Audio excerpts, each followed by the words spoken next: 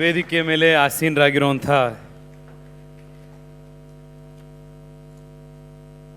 ಸಂಸ್ಥೆಯ ಗೌರವಾನ್ವಿತ ಅಧ್ಯಕ್ಷರಾದಂಥ ಸುರೇಶ್ ರಾವ್ ಅವರೇ, ವೇದಿಕೆ ಮೇಲೆ ಹಲವಾರು ಜನ ದಿಗ್ಗಜರು ಉಪಸ್ಥಿತರಿದ್ದಾರೆ. ಬೇರೆ ಬೇರೆ ಕ್ಷೇತ್ರಗಳಲ್ಲಿ ಹಲವಾರು ದಶಕಗಳ ಸೇವೆಯನ್ನು ಸಲ್ಲಿಸಿ ಆ ಸಂಸ್ಥೆಗಳು ಮತ್ತಷ್ಟು ಗಟ್ಟಿಯಾಗಲಿಕ್ಕೆ, ಎತ್ತರ ಬೆಳೀಲಿಕ್ಕೆ ಕಾರಣೀಕರ್ತರಾದಂಥ ಎಷ್ಟೋ ಜನ ವೇದಿಕೆ ಮೇಲಿದ್ದಾರೆ. ಅವರೆಲ್ಲರಿಗೂ ಕೂಡ ಈ ಸಂದರ್ಭದಲ್ಲಿ ನನ್ನ ನಮಸ್ಕಾರಗಳನ್ನು ತಿಳಿಸಿ, ನಿಮ್ಮೆಲ್ಲರಿಗೂ ಅಭಿನಂದನೆಗಳು. ಇದು ನಿಜವಾಗಿಯೂ ಕೂಡ ಒಂದು ಐತಿಹಾಸಿಕ ಕಾರ್ಯಕ್ರಮ. ನಾವು ಎಷ್ಟೋ ಸತಿ we use the word historic quite casually, but I think today's program is in every sense historic, because it is not every day that you see an organization complete 100 years of its journey.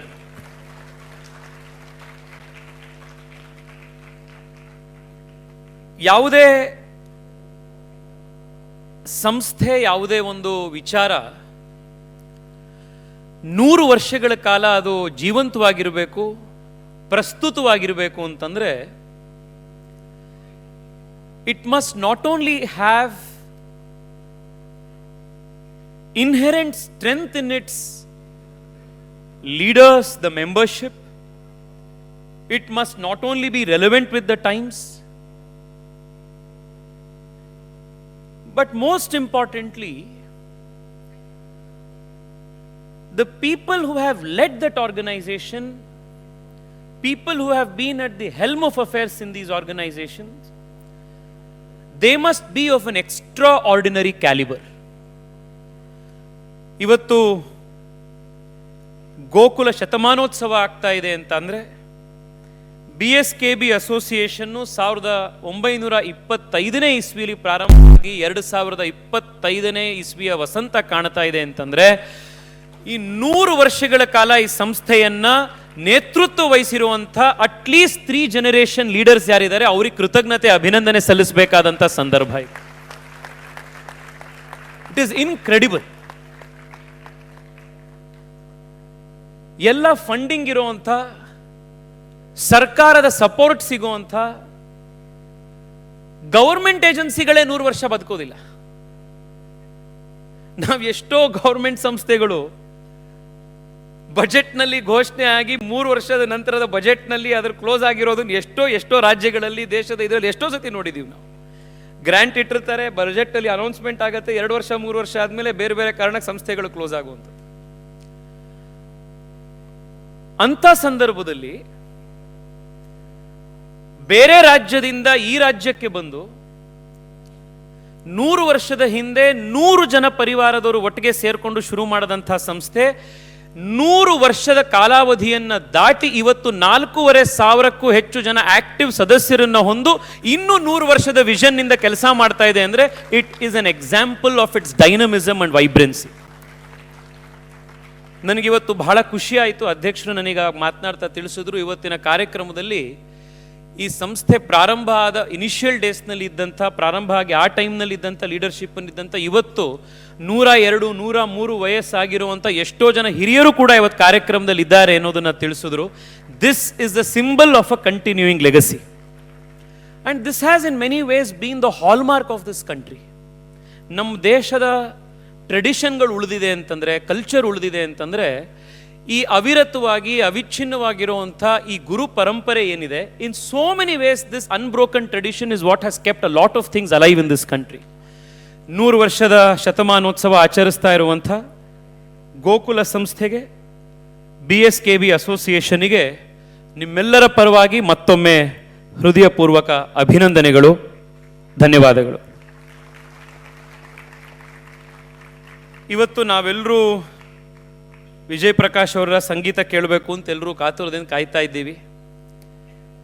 ನಿಮ್ಮ ಹೆಚ್ಚು ಸಮಯ ತಗೊಳ್ಳೋದಿಲ್ಲ. ಆದರೆ ಎಲ್ಲರೂ ಒಟ್ಟಿಗೆ ಬಂದಿರೋದ್ರಿಂದ ಒಂದು 2-3 ವಿಷಯಗಳನ್ನು ತಿಳಿಸ್ಬೇಕು ಅಂತ ಆರ್ಗನೈಸರ್ಸ್ ನನಗೆ ರಿಕ್ವೆಸ್ಟ್ ಮಾಡಿದ್ರಿಂದ I want to touch up on just 2-3 aspects. ಒಂದು, ನಮ್ಮ ದೇಶದ ಇತಿಹಾಸ ನೋಡಿದಾಗ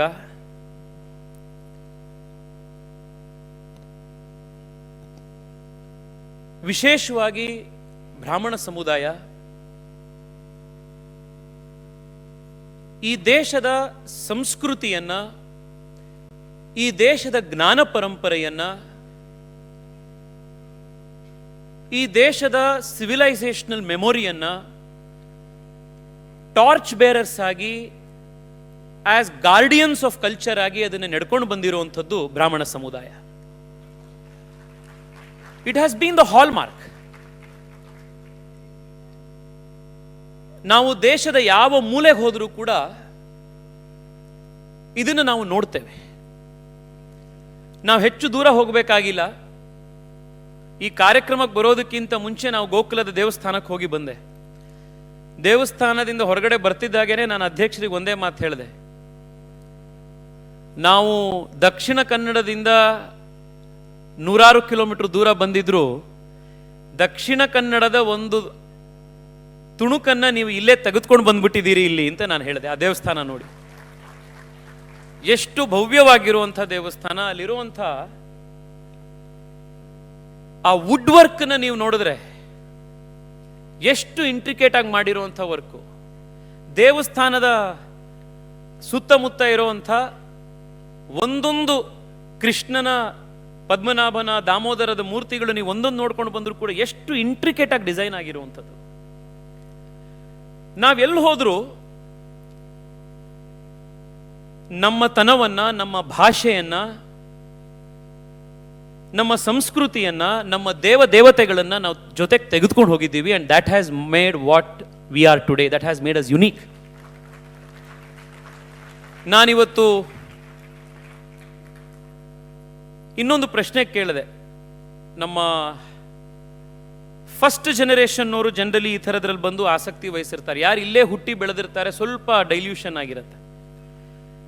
ಸೊ ನಾನು ಅವ್ರಿಗೆ ಕೇಳಿದೆ, ನಿಮ್ಮಲ್ಲಿ ಎಷ್ಟು ಜನ ತುಳು ಇನ್ನೂ ಮಾತಾಡ್ತಾ ಇದ್ದೀರಿ ಅಂತ. ಸೊ ನಮ್ಮ ಸ್ನೇಹಿತರು ಹೇಳಿದ್ರು,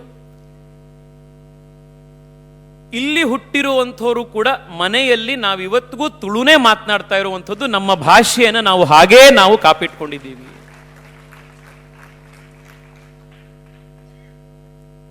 Every community in India, irrespective of the class, irrespective of the caste, irrespective of the language, irrespective of geography, every community in India has its own unique culture, unique traditions, unique language, food habits. And this diversity is what has made India so vibrant. ಇದು ಭಾರತದ ವೈಶಿಷ್ಟ್ಯತೆ. ನಾನು ವಿಶೇಷವಾಗಿ ಇಲ್ಲಿರುವಂಥ ಯುವ ಸಮುದಾಯದಲ್ಲಿ ನಾನು ಮನವಿ ಮಾಡ್ತಾ ಇರುವಂಥದ್ದು, ನಮ್ಮ ಭಾಷೆಗೆ ಒಂದು ವಿಶೇಷವಾದಂಥ ಒಂದು ಇತಿಹಾಸ ಇದೆ. We belong to one of the oldest linguistic traditions of the world. And Kannada ಭಾಷೆ, ತುಳು ಭಾಷೆ, ಅದಕ್ಕೆ ತನ್ನದೇ ಆಗಿರುವಂತಹ ಒಂದು ವಿಶೇಷವಾದಂತಹ ಗ್ರಾಮ್ಯಾಟಿಕಲ್ ಸ್ಟ್ರಕ್ಚರ್ ಇದೆ. They are complete languages. ನಮ್ಮ ಭಾಷೆಗಳನ್ನು ಉಳಿಸುವಂಥ ಜವಾಬ್ದಾರಿ ನಮ್ಮದಿದೆ, ನಮ್ಮ ಮನೆಗಳಲ್ಲಿದೆ. Let us all resolve to speak our languages, our mother tongue in our homes.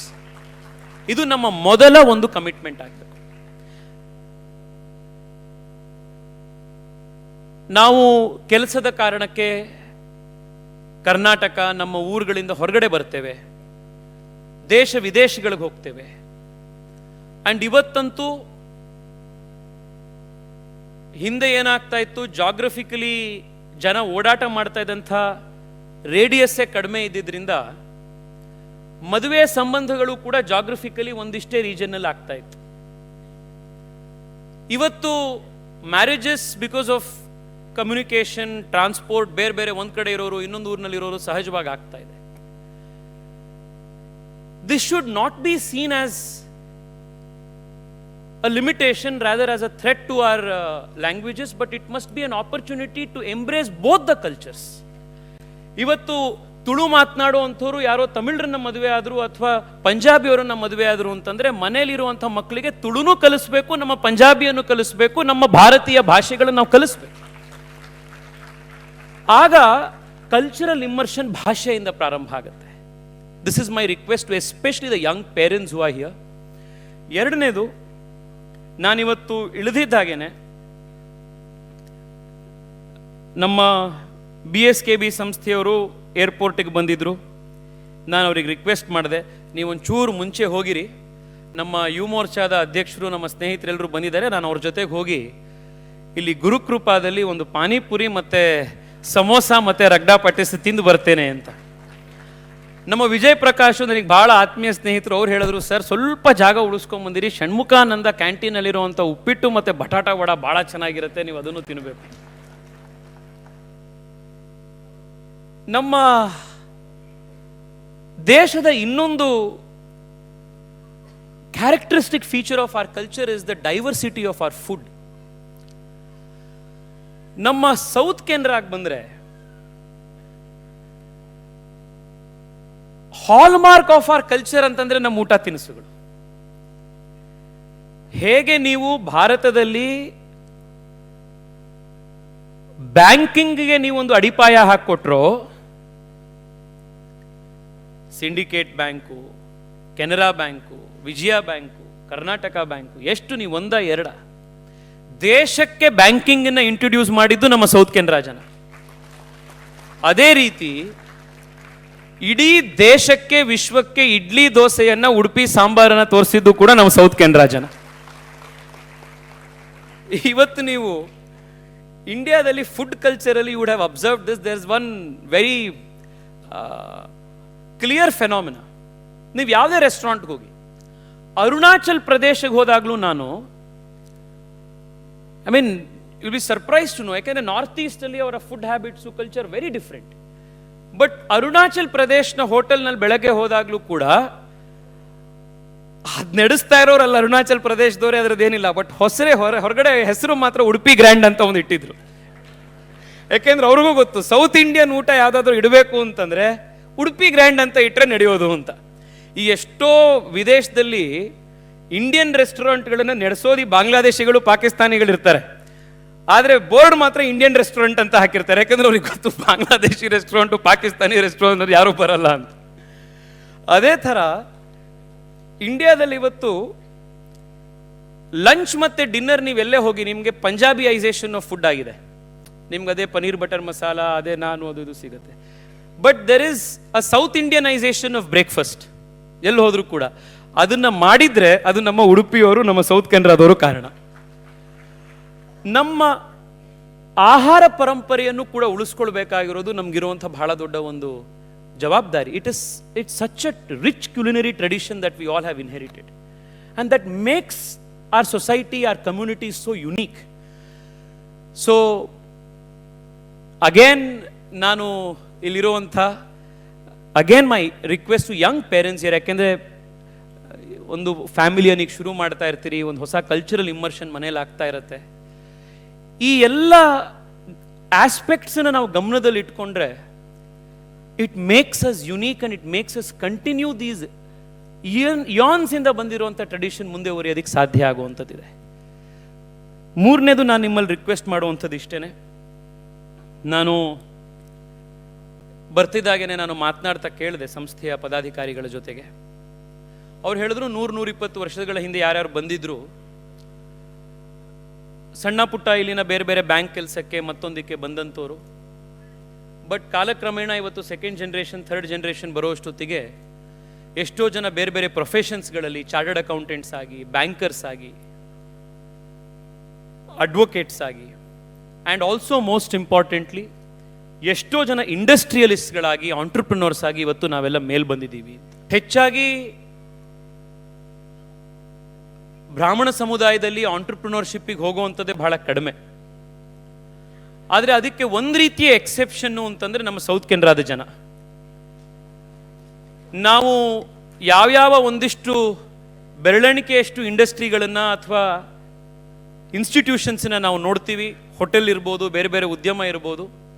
ಅದರಲ್ಲಿ ಬಹಳ ಜನ ಸೌತ್ ಕೆನರಾದವರು ಅದರಲ್ಲಿ ಲೀಡರ್ಶಿಪ್ನಲ್ಲಿ ಇರುವಂಥದ್ದನ್ನು ನಾವು ನೋಡ್ತೀವಿ.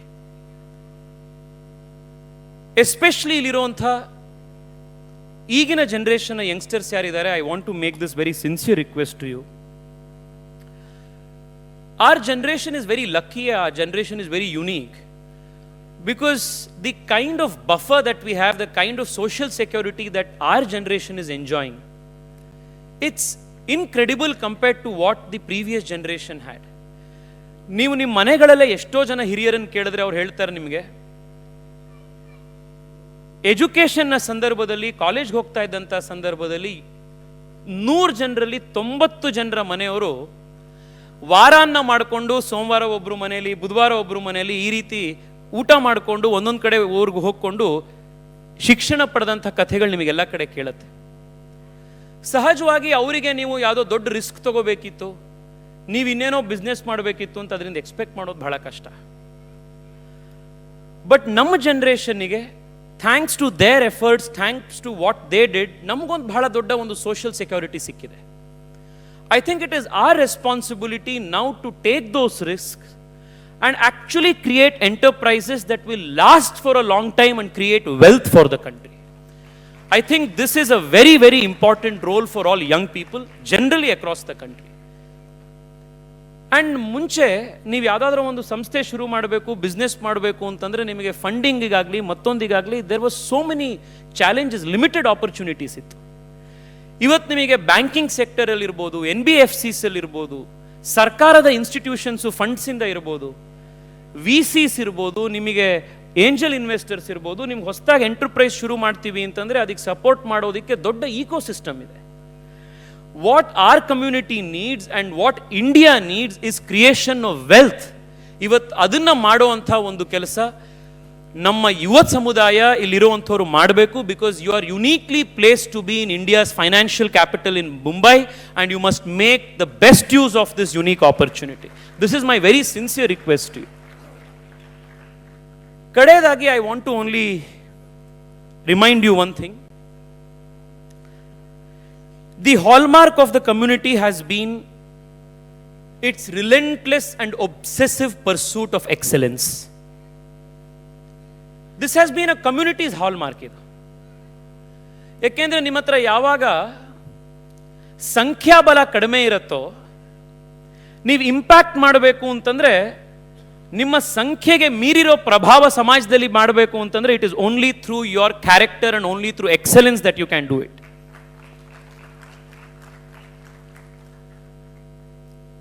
ಒಂದು ಚಿಕ್ಕ ಉದಾಹರಣೆ ನಾನು ನಿಮಗೆ ಹೇಳ್ತೀನಿ.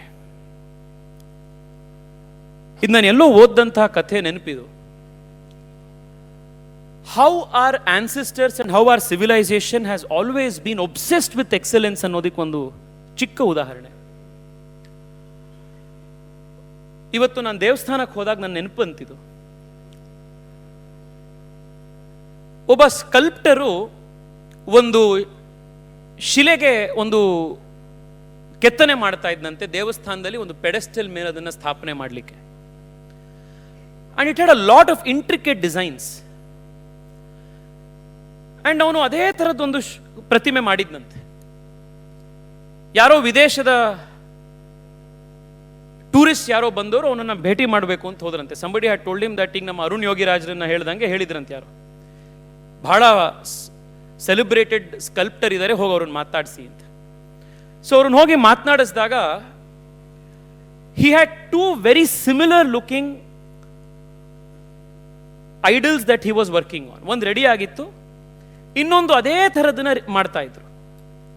So the tourist apparently asked him, ಇದೇನು ಎರಡು ಒಂದೇ ಥರದ್ದನ್ನು ಯಾಕೆ ಮಾಡ್ತಾ ಇದ್ದೀರಾ? ಆರ್ಡರ್ ಕೊಟ್ಟಿದ್ದಾರಾ ಯಾರಾದರೂ? ಎರಡು ಯಾಕೆ ಮಾಡ್ತಾ ಇದ್ದೀರಾ ನೀವು ಅಂತ. ಅದಕ್ಕೆ ಆ ಸ್ಕಲ್ಪ್ಟರ್ ಹೇಳದ್ನಂತೆ, ಇಲ್ಲ ಇದು ಮೊದಲನೇ ಪ್ರತಿಮೆಯಲ್ಲಿ ಇಲ್ಲಿ ಕಣ್ಣಿನ ಹೆಬ್ಬೆ ಇದು ಹುಬ್ಬ ಹತ್ರ ಐಬ್ರೋ ಹತ್ರ ಒಂದು ಸಣ್ಣ ಕೆತ್ತನೆ ಮಾಡಬೇಕಾದ್ರೆ ಒಂದು ಸಣ್ಣದೊಂದು ಚೇಂಜ್ ಆಗಿದೆ, ಅದಕ್ಕೆ I am remaking the whole thing ಅಂತ. ಸೊ ಆ ಫಾರಿನ್ ಟೂರಿಸ್ಟ್ ಕೇಳಿದ್ರಂತೆ, you told us that this will be put up on a 20 feet height pedestal and it's going to be so far away, nobody can make out that there is such a small deviation in the eyebrow. ನಮಗೆ ಕಾಣಿಸ್ತಾ ಇಲ್ಲ ಇಷ್ಟು ಹತ್ರದಿಂದ. Why have you taken the trouble of remaking an entire new idol ಅಂತ? Who will know ಅಂದ್ರಂತೆ. ಆಗ ಒಂದು sculptor ಹೇಳದಂತೆ, I know ಅಂತ. ನನಗೆ ಗೊತ್ತಾಗತ್ತೆ ಅದರಲ್ಲಿ ಮಿಸ್ಟೇಕ್ ಇದೆ ಅಂತ, therefore I have redone the whole thing ಅಂತ. This was the obsession with excellence that this civilization had. And it was because of this obsession with excellence, with meritocracy, with doing anything to the best of our abilities, that this became an integral part of this civilization. ಆ ಕಾರಣಕ್ಕೇನೆ 1000 ವರ್ಷ ನಿಲ್ಲುವಂಥ ದೇವಸ್ಥಾನಗಳನ್ನು ನಮ್ಮವ್ರು ಕಟ್ಟಿದ್ದು. ಒಂದ್ಸತಿ ಬೇಲೂರು ಹಳೆಬೀಡಿಗೆ ಹೋದ್ರೆ ನಮಗೆ ಗೊತ್ತಾಗುತ್ತೆ ಎಂಥ ಇಂಟ್ರಿಕೇಟ್ ಆಗಿರುವಂಥ ದೇವಸ್ಥಾನಗಳನ್ನು ನಮ್ಮವ್ರು ಕಟ್ಟಿದ್ರು ಅಂತ. ಇವತ್ತಿಗೂ ಕೂಡ ಅಮೆರಿಕ ದೇಶದ ಟಾಪ್ ಕಂಪನೀಸ್ಗಳಲ್ಲಿ ಇಂಡಿಯನ್ ಸಿಇಒಸ್ಗಳನ್ನ ಯಾಕೆ ಅದ್ರ ಹಿಂದೆ ಬಿದ್ದು ಹುಡುಕಿ ನಮ್ಮನ್ನು ಮಾಡ್ತಾ ಇದ್ದಾರೆ ಅಂತಂದ್ರೆ, because of this quality, this obsession of excellence that we bring to the table. This is the reason. This has become a hallmark of Indian culture. ನನ್ನ ರಿಕ್ವೆಸ್ಟ್ ಇಲ್ಲಿರುವಂಥ ಎಲ್ರಿಗೂ ಅಂತಂದ್ರೆ, especially again the young, because I relate to that age and I come from that and I am not qualified enough to say anything. I'm not old enough to say anything to all the seniors here. It is our responsibility to have this obsession for merit, this obsession for excellence, obsession for doing the best of things in our ability. ಅದನ್ನು ನಾವು ಮಾಡಬೇಕು. ಇದನ್ನು ನಾವು ನಮ್ಮ ಪೂರ್ವಜರು ನಮಗೆ ಕೊಟ್ಟಿರುವಂಥ ಒಂದು value system of our culture, ಅದನ್ನು ನಾವು ಮಾಡೋಣ ಅಂತ ಹೇಳಿ, ನಮ್ಮ ಪರಂಪರೆ ಉಳಿದಿದ್ರೆ, ನಮ್ಮ ಭಾಷೆಗಳು ಉಳಿದಿದ್ರೆ, ನಮ್ಮ ಉಡುಪು ತೊಡುಪುಗಳು, ನಮ್ಮ ತಿಂಡಿ ತಿನಿಸುಗಳು ಉಳಿದಿದ್ರೆ, ಅದನ್ನ ದೇವಸ್ಥಾನಗಳು ಉಳಿದಿದ್ರೆ, ಅದನ್ನ ನಮ್ಮವರು ಬಹಳ ದೊಡ್ಡ ಪರಿಶ್ರಮದಿಂದ ಉಳಿಸ್ಕೊಂಡು ಬಂದಿದ್ದಾರೆ. ಅಂಡ್ ವಿಶೇಷವಾಗಿ ನಾನು ಹೇಳಬೇಕು, there is a responsibility especially on the Brahmin community to bring the all sections of Hindu society together. ಅದು ನಮ್ಮ ದೊಡ್ಡ ಜವಾಬ್ದಾರಿ. This has been the historical role the Brahmin has played.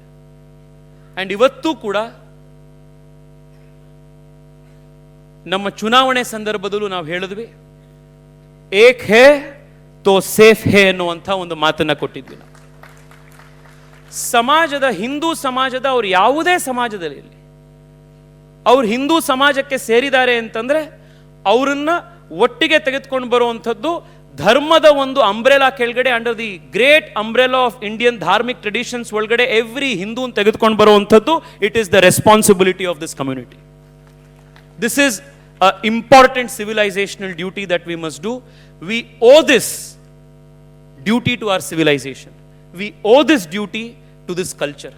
ಅದನ್ನು ನಾವೆಲ್ಲರೂ ಮಾಡೋಣ ಅನ್ನುವಂಥ ಮನವಿಯನ್ನು ನಿಮ್ಮ ಜೊತೆಗೆ ಮಾಡಿ, ಅಧ್ಯಕ್ಷರು ತುಂಬ ಚೆನ್ನಾಗಿರುವಂಥ ವಿಷನ್ನ ನಮ್ಮ ಎದುರುಗಡೆ ಪ್ರಸ್ತುತಪಡಿಸಿದ್ರು. There has always been one shortcoming in the Indian culture, especially post-colonization. We have somehow lost the ability to plan long-term and plan grand.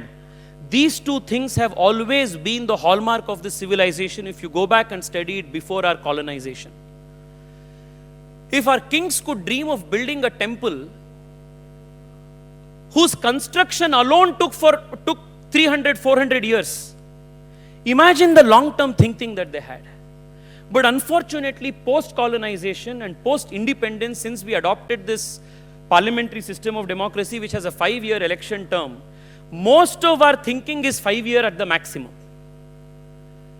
Whereas on the other hand, there is a very interesting book the Chinese have written. It's called the 100-year marathon anta. The Chinese government has laid a 100-year vision for how China should be. It is after a very, very, very long time that India got a Prime Minister in Narendra Modi who in 2024, speaking from the ramparts of the Red Fort, spoke about a 1000-year civilizational vision for India. ನನಗಿವತ್ತು ಬಹಳ ಖುಷಿಯಾಗಿದ್ದೇನು ಅಂತಂದ್ರೆ, most of the organizations, especially organizations of this kind, social cultural organizations, sir ತಾವು ಬಹಳ ಒಳ್ಳೆ point ಅನ್ನು ಹೇಳಿದ್ರಿ ಮಾತನಾಡ್ತಾ, the only way that we can stay alive is if we stay relevant. And we will stay relevant only if we are changing with the demands of the time and meet the expectations of the change of times. Whether it is your idea of a assisted senior living, whether it is your support to educational causes, all of these ideas are extremely relevant. And in the next 100 years, I see so many young people who are sitting in the audience. 100 years idu bandide antandre, at least 3 generations have led this, passed the baton, and another generation has ably led. Time will come for a lot of young people sitting here to take over the leadership of this organization and take this forward. And if you do not step up to it, nobody else will. So ನನ್ನ request especially ನಿಮ್ಮಲ್ಲಿರುವಂಥದ್ದು, please groom a second line of leadership who will actively take the organization forward for the next 100 years. I wish all of you the very best. ಮತ್ತೊಂದು ಸತಿ ನನ್ನನ್ನು ಕರೆದು ನಿಮ್ಮೆಲ್ಲರೂ ಮಧ್ಯದಲ್ಲಿ ಬರಲಿಕ್ಕೆ ಅವಕಾಶ ಮಾಡಿಕೊಟ್ಟು ಇಷ್ಟೊಂದು ಪ್ರೀತಿ ಆದರವನ್ನು ಕೊಟ್ಟಂತಹ ನಿಮ್ಮೆಲ್ಲರಿಗೂ ನನ್ನ ಹೃದಯಾಂತರಾಳದಿಂದ ಮತ್ತೊಮ್ಮೆ ಧನ್ಯವಾದಗಳನ್ನು ಅರ್ಪಿಸ್ತಾ ಇದ್ದೇನೆ, ಅಭಿನಂದನೆ ಅರ್ಪಿಸ್ತಾ ಇದ್ದೇನೆ. ನಮಸ್ಕಾರ. ನಿಖರ ಸುದ್ದಿ, ಸದಭಿರುಚಿಯ ಕಾರ್ಯಕ್ರಮ. ನೀವು ನೋಡ್ತಾ ಇದ್ದೀರಾ ಕಹಳೆ ನ್ಯೂಸ್, ಸಮಾಜದ ಜಾಗೃತಿಗಾಗಿ ವಸ್ತುನಿಷ್ಠ ವರದಿ.